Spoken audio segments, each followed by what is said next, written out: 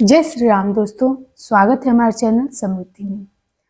कैसे हैं दोस्तों आप सब? कमेंट बॉक्स में जय श्री राम लिख करके अवश्य बताएं।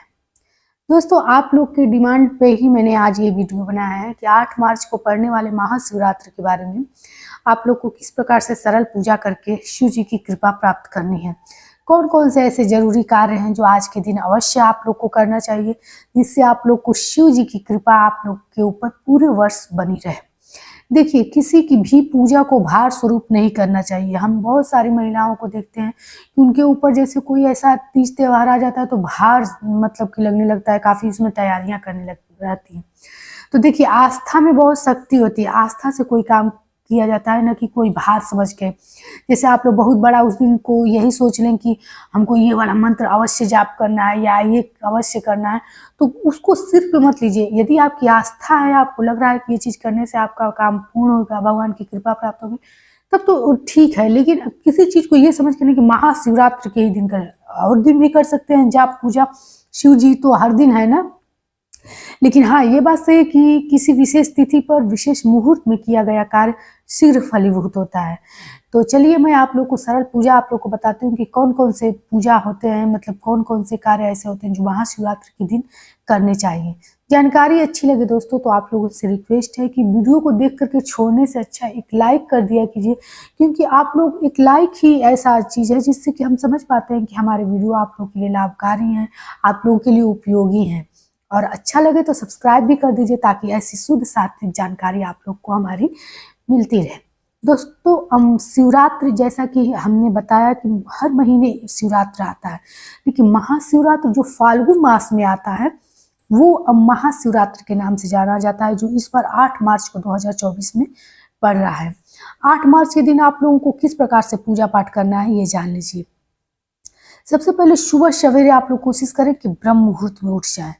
देखिए, एक यहाँ विशेष चीज बताना चाहूंगी कि जो कि नाम से ही आप लोग समझ रहे होंगे कि महाशिवरात्रि, यहाँ इसमें रात्रि पूजन का विशेष महत्व है। मतलब प्रदोष काल से लेकर निशित काल वाला पूजा, ये सब विशेष महत्व है। लेकिन ब्रह्म मुहूर्त में यानी सुबह में भी इसका पूजा करना या पूरे दिन आज के दिन पूजा करना शिव जी का एक मतलब कि जरूरी होता है। सुबह में भी पूजा करना, सिर्फ दोपहर में थोड़ा सा 12 बजे से 2 बजे तक नहीं पूजा करना चाहिए। उसके बाद से आप लोग जैसे किसी को दूर टेम्पल में जाना है, मंदिर में जाना है, तो जा करके पूजा कर सकता है। सुबह सवेरे आज उठिए आप लोग, और जो भी नित्य क्रिया से आप लोग निवृत्त होकर स्नान करके स्नान के पानी में गंगा जल अवश्य डालिएगा।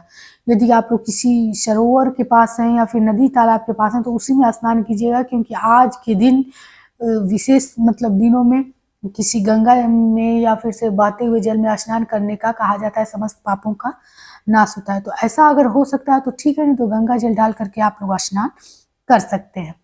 इसके बाद से आप लोग जैसे आप लोग दैनिक पूजा करते हैं, यदि आप लोग मंदिर जाकर शिवरात्रि की पूजा करने वाले हैं उनके लिए ये वीडियो है। दैनिक पूजा आप लोग जैसे करते हैं, सूर्य भगवान को जल देना, माता तुलसी को जल देना, घर की मंदिर की साफ सफाई करके भोग प्रसाद लगा कर पूजा करना, सब कुछ कीजिएगा।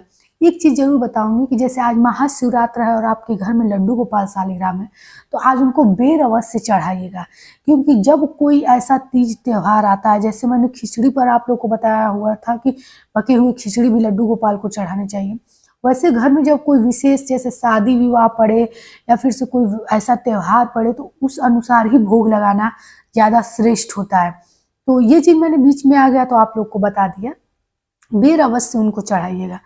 इसके बाद से आप लोग एक पूजा की थाली तैयार कीजिए। पूजा में सामान्य रूप से कौन कौन से चीज़ होने चाहिए ये जान लीजिए।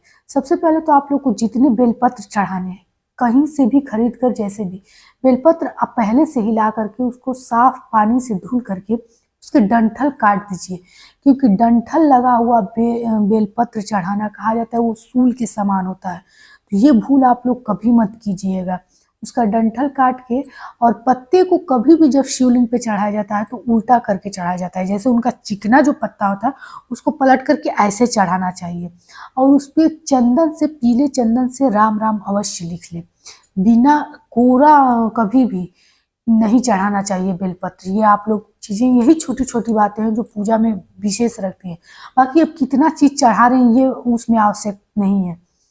इसके बाद से आप लोग उस पर राम राम लिख लीजिए। अनार की लकड़ी से लिखा जाता है, बाकी सोने चांदी की लकड़ी से भी लिख सकते हैं, लेकिन सोने चांदी की लकड़ी ऐसा नहीं है कि हर घर में उपलब्ध हो। इसके बाद से आप लोगों को मंदार के पुष्पों की माला मिले या फिर से जहाँ जा रहे हैं वहाँ मिलता हो, तो पुष्प, मंदार के पुष्प की माला चढ़ाने से कहा जाता है कि जिस मनोकामना के लिए आप गए हैं वो मनोकामना पूर्ण हो जाती है। इसके सिवा आप लोग यदि किसी विशेष परिस्थिति में, विशेष परेशानी में है, तो मैं आगे आप लोग को बताऊंगी कि किस चीज़ का दीपक जलाना आप लोगों के लिए ज़्यादा श्रेष्ठकर होगा। इसके अतिरिक्त आप लोग एक दिया ले लीजिए, दिया में घी भर लीजिए, चौमुखा दीपक जला दीजिएगा, क्योंकि विशेष तिथि पर चौमुखा दीपक जलाना अच्छा होता है। भस्म ले लीजिएगा, सफ़ेद चंदन ले लीजिएगा, आप लोग फूल ले लीजिएगा। फूल में कनेर का फूल कभी भी शिवलिंग पे नहीं चढ़ाया जाता है। गंगा जल ले लीजिएगा। पंचामृत से स्नान कराए तो सर्वश्रेष्ठ है, नहीं तो शहद लेकर के शहद चढ़ा सकते हैं आप लोग, दूध चढ़ा सकते हैं, दही चढ़ा सकते हैं, गन्ने का रस चढ़ा सकते हैं। जो चीज़ आप लोग के पास उपलब्ध हो वो लेकर जा सकते हैं। यदि कोई दुख बीमारी आप लोग के ऊपर है, परेशानी है, तो गन्ने का रस चढ़ा करके आप शिव की कृपा प्राप्त कर सकते हैं। मैंने पिछले वीडियो में आप लोग को बताया कि किस चीज़ को चढ़ाने से क्या होता है। तो जो आप लोग के पास है वो चीज़ आप लोग लेकर जा करके, नहीं कुछ है तो सिंपल सा जल भी लेकर जा करके चढ़ा सकते हैं। इसके बाद से आप लोग घर से जब निकलिए तो अपने लोटे में जल भर कर निकलिए, क्योंकि घर से खाली लोटा नहीं लेकर जाना चाहिए।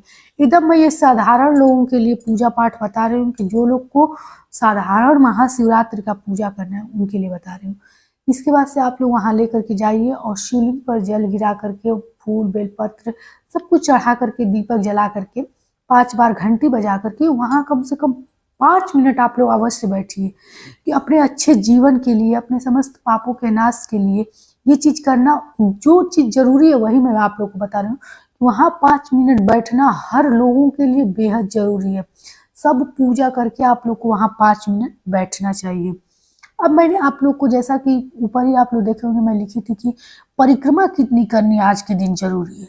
तो देखिए, कम से कम 11 परिक्रमा अवश्य आप लोग करें, और परिक्रमा पूरे मंदिर का किया जाता है। और परिक्रमा करते हुए हाथ में अवश्य कुछ लेना चाहिए। इससे कहा जाता है कि मांगी हुई मुराद शीघ्र पूरी होती है। तो हाथ में अपने सबसे सर्वश्रेष्ठ होता है मंदार का पुष्प या बेर ले लीजिए। जितना परिक्रमा, मतलब 11 परिक्रमा, 21 परिक्रमा आप लोग करना है, तो उतना आप लोग किसी स्थान पर रख लीजिए, और शिवलिंग के ठीक सामने आप लोग, मतलब कि बाहर एक प्लेट रख लीजिए। जब वो चीज़ परिक्रमा करके लाइए तो उस चीज़ में आप लोग गिरा दीजिए, और जब ये चीज़ 11-21 हो जाए, मतलब आपकी परिक्रमा पूरी हो जाए, तो शिवलिंग के पास ले जा करके इसको रख लीजिए। निश्चित रूप से आपकी जो मुराद, मतलब मन्नत मांग करके ये चीज़ कर रहे होंगे, निश्चित रूप से आपकी मनोकामना भी पूर्ण हो जाएगी। एक मैंने शुरू में ये चीज़ आप लोग को बताया कि किस चीज़ का दीपक जलाने से मनोकामना पूर्ति होती है, दुख विपत्ति हटती है, दरिद्रता घर से हटती है, शिव की अपरंपार कृपा मिलेगी आप लोग को। तो आटे का दीपक मैंने कई वीडियो में आप लोग को सजेस्ट किया है कि विशेष तिथियों को, विशेष मुहूर्त में आटे का दीपक अवश्य आप लोग जलाएं। जो दीपक मैंने चौमुखा ये बताया कि आप लोग मंदिर में मिट्टी का दिया जलाइएगा, चौमुखा दीपक आप लोग आटे का जलाइए। निश्चित रूप से आपके बनते बनते काम यदि बिगड़ जाते हों, या फिर कार्यों में सफलता नहीं मिलती है, आप लोगों के भाग्य साथ नहीं दे रहा है, ग्रह आपके सभी प्रतिकूल दिशा में है, तो निश्चित रूप से आप ये उपाय करके देखिएगा, आपका जीवन बदलने लगेगा।